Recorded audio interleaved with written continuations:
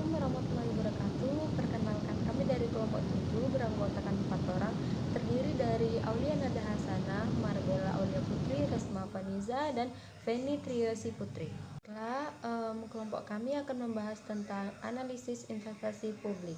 Pengertian akuntansi investasi. Investasi merupakan suatu pengeluaran modal saat ini untuk mengharapkan pengembalian atau hasil pada masa yang akan datang. Keputusan atas suatu investasi pada umumnya didasarkan pada pertimbangan investor terhadap besarnya return atau pengembalian yang diharapkan serta risiko yang diperkirakan akan dihadapi. Hubungan antara risiko dan return bersifat positif, artinya apabila risiko tinggi, maka return yang diharapkan juga akan tinggi. Dalam praktiknya terdapat permasalahan yang sulit diselesaikan. Di antaranya adalah memastikan bahwa program investasi publik yang diajukan merupakan program yang komprehensif, memperkirakan pengeluaran yang dibutuhkan di masa yang akan datang, mengevaluasi relevansi proyek-proyek yang ada. Terus terakhir, mengembangkan analisis dan perencanaan untuk pengeluaran investasi dan pengeluaran rutin. Program investasi publik. Dalam melaksanakan fungsi pelayanan masyarakat, pemerintahan dihadapkan pada masalah pengambilan keputusan investasi publik. Keputusan investasi publik digunakan untuk mendukung pelaksanaan program, kegiatan, dan fungsi yang menjadi prioritas kebijakan. Dalam praktiknya terdapat permasalahan yang sulit diselesaikan. Di antaranya adalah yang pertama, memastikan bahwa program investasi publik yang diajukan merupakan program yang komprehensif. Yang kedua, memperkirakan pengeluaran yang dibutuhkan di masa yang akan datang.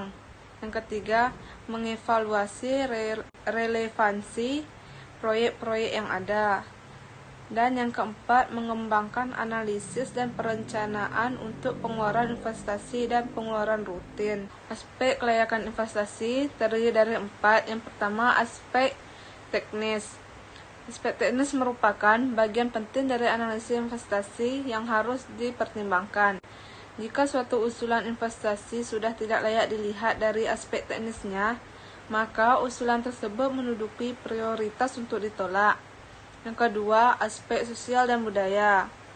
Untuk melaksanakan suatu proyek, maka perlu dipertimbangkan implikasi sosial yang lebih luas dari investasi yang diusulkan. Aspek sosial budaya ini menyangkut pertimbangan pendistribusian pelayanan secara adil dan merata, sehingga mampu memberikan manfaat yang benar bagi masyarakat. Aspek sosial budaya mencakup juga aspek legal dan lingkungan.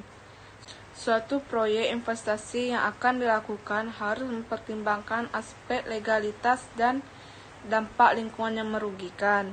Yang ketiga, aspek ekonomi dan finansial. Pertimbangan aspek ekonomi meliputi menganalisis apakah suatu proyek yang diusulkan akan memberikan kontribusi yang nyata terhadap pembangunan perekonomian. Secara keseluruhan, akan memberikan kontribusinya cukup besar dalam menentukan penggunaan sumber-sumber daya yang digunakan. Aspek finansial menerangkan pengaruh-pengaruh finansial dari suatu proyek yang diusulkan. Berdasarkan perencanaan anggaran, keputusan-keputusan mengenai definisi proyek secara finansial, solvabilitas, dan likuiditas perlu dipertimbangkan. Yang keempat, aspek distribusi. Yang dimaksud dengan aspek distribusi adalah keputusan investasi merupakan keputusan yang perlu dikaitkan dengan masalah distribusi pelayanan publik secara adil dan merata. Untuk itu, perlu dikaitkan dengan masalah distribusi pelayanan publik secara adil dan merata.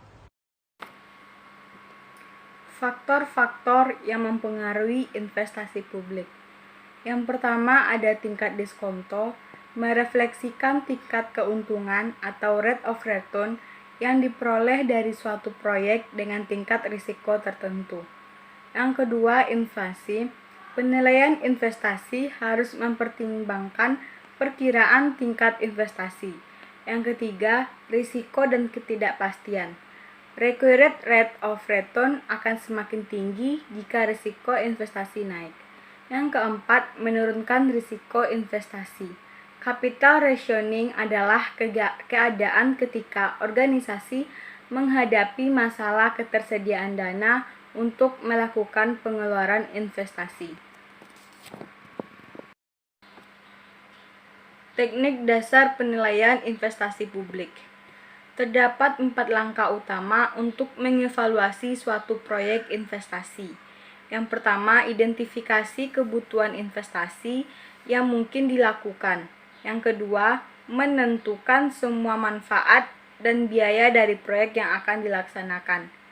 3. Menghitung manfaat dan biaya dalam rupiah. 4. Memilih proyek yang memiliki manfaat terbesar dari efek lintas biaya yang tinggi. Baiklah, perkenalkan, nama saya Auliana Dahasana. Saya akan melanjutkan membahas mengenai materi yang sudah dibahas oleh pemateri sebelumnya. Baiklah, yang pertama yang akan kita bahas mengenai Net Present Value atau bisa disingkat juga dengan NPV,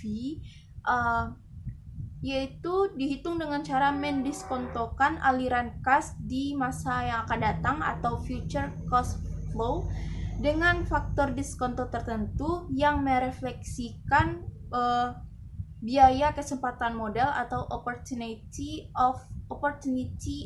cost of capital.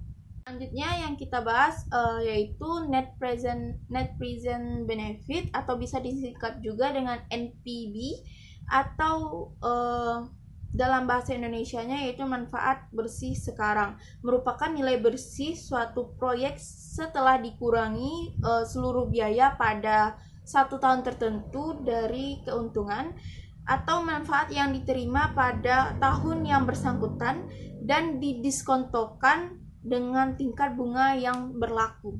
Selanjutnya kita akan membahas mengenai analisis payback period, merupakan teknik analisis investasi yang relatif mudah dan sederhana sehingga banyak digunakan.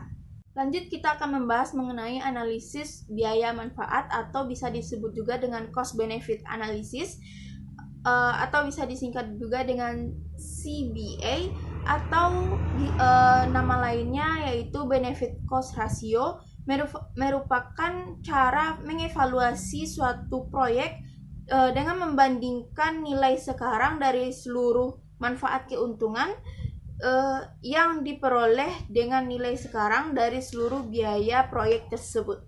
Dan selanjutnya yang terakhir yang akan kita bahas dalam materi ini yaitu mengenai analisis efektivitas biaya atau bisa disebut juga dengan cost effectiveness analysis, yaitu dilakukan karena terdapat kesulitan dalam menghitung biaya dan manfaat sosial secara kuantitatif. Analisis cost effectiveness meliputi penilaian terhadap biaya dan manfaat yang dapat dikuantifikasikan atau dikuantitatifkan,